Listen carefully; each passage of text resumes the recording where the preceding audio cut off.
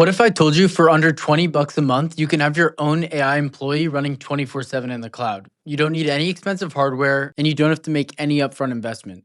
Today, I'm going to show you exactly how I set up OpenClaw on Amazon EC2. By the end of this video, you will have an AI assistant that texts you every morning, runs tasks while you sleep, and remembers everything you tell it. Let's get into it. So why am I setting up OpenClaw with this setup? A few reasons. First, I don't want to buy any hardware. Something like a Mac Mini is great, but it's hundreds of dollars up front, and if it doesn't work out, then I'm stuck with it. Second, EC2 lets me test OpenClaw for cheap, allow it to run 24/7, and scale it later if I need more power. So let's set up OpenClaw. The first step will be to head over to the Amazon EC2 and sign in. I'll put the link in the bio. If you don't have an AWS account, you can create one and it takes around 2 minutes. You can even choose a free plan, which gives you free credits and free usage of different services. And once you're in, type in EC2 in the search bar and click the one that says EC2 servers in the cloud. Once you're here, you'll click launch instance. Now we'll get to setting it up. For the name, I'm going to call it OpenClaw Demo. And then for the operating system, you want to choose Ubuntu. And then you want to go to instance type and select C7i large. This will give us enough power to run OpenClaw smoothly, and it shouldn't cost much depending on your usage.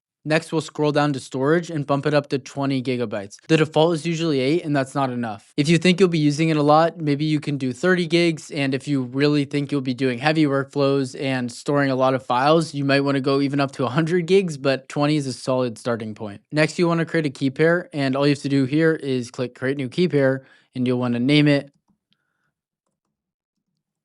And you want to select RSA as a key type, and it's important to choose the correct private key file format. For Mac or Linux, you want to choose PEM, and if you're on Windows, choose PPK. Once you create the key pair, it'll automatically download this file and put it somewhere safe, because this is basically the password to your server, and if you lose it, you can lose access. Now we'll configure the network settings so we can actually connect to OpenClaw. Make sure security group is checked and allow SSH traffic is as well. And then go to edit, and we'll need to add one more security group rule and make sure it's custom TCP with the source type anywhere, and make sure the port range is 18789. And now we're ready to launch the instance, so just go over and click the button. It just takes a few seconds to create it, and then we'll go back to instances, click our instance ID, click connect, and then you click connect again at the bottom. And this opens a terminal right in your browser, and now you're inside your cloud server. There's no extra software needed, and you can set it up in minutes. Now let's install OpenClaw. All you need to do is go to openclaw.ai, scroll down, get the install command, copy it, and then go back to your instance and simply click paste and enter. This will take a minute or two, and what it's doing is downloading and setting everything up.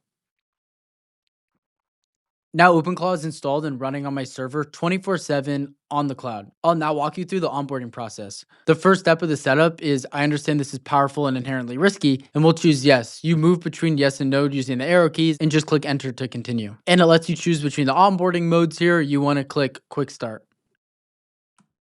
The next step of the onboarding is asking you to choose your model provider, and I'm going to use Anthropic since I already have an account set up there. But if you have an OpenAI account, you can use that. You can set up a Moonshot AI API to use Kimi. There's a ton of different options here. So just choose your model, click enter, and I'll be using an Anthropic API key. I'll hit enter again, and then I'll go and enter the API key. You can see it's giving me the option here to choose which model I want to use from Anthropic. I'm going to choose Claude Opus 4.5. So far using OpenClaw, this model has been super impressive, not only in its personality, but also in its ability to execute very complex tasks. The next step is asking me to select what channel I basically want to talk to my OpenClaw through. You can select Telegram, WhatsApp, Discord, Google Chat, Slack, Signal, iMessage. I mean, there's tons. And you can even talk to your model through many of these platforms at the same time. I definitely recommend setting this up, but I'm going to skip it for now, as you can talk through your OpenClaw through the terminal or even through a web interface. The next step is asking me to configure skills, and I'm going to show you how to do that in a later video. For now, I'll skip. And then it asks me if I want to enable hooks. I'll skip this for now as well.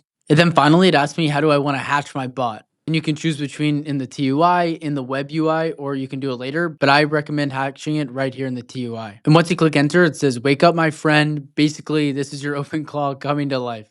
So after it wakes up, the first thing it says is, hey, I just came online, fresh workspace, no memories yet. Just these instructions telling me to figure out who I am. It asks you some questions like, Who am I? What should I call myself? And more importantly, who are you? So, who am I? And once you start answering these questions, it really starts to get a grasp of what it's there to do. And you should really just be brain dumping in these initial sessions because it'll basically save all of that to memory and then start working for you with the context that you're giving it now. And after this initial setup and getting to know your bot, there's a lot of different tools and skills that you can add and ways to organize the memory. And I'll be making videos about that soon. But this is a great way to just get set up and start playing around with your tool. I'll see you next time on This Week in AI.